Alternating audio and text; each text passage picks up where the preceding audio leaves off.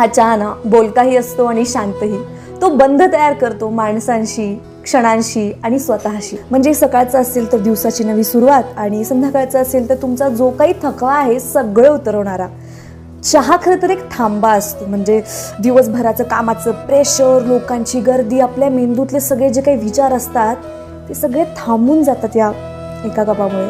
कधी आपण आपल्या मित्रांच्या घोळक्याला म्हणतो चला रे चहा घेऊयात, आणि काही बोलायचं नसेल तरी आपण खूप काही बोलून जातो. मित्रांच्या थट्टा मस्कऱ्या, ऑफिसची कुरकुर आणि अशी हसून गेलेली शांतता सगळीच मिसळून जाते या एका कपामध्ये.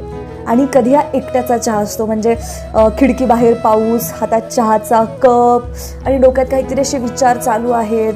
तुम्ही एखादं पुस्तक वाचताय किंवा मंद आवाजात रील पाहताय. म्हणजे सगळं शांत आहे पण आत काहीतरी हलतंय, सावरतंय असं वाटतं. हा चहा ना बंध घडवतो इतरांशी, आपल्याशी. असे नातेसंबंध जे बोलून होत नाहीत पण ह्या चहाच्या 2 घोटामुळे तयार होतात. त्यामुळे घेत राहा चहा.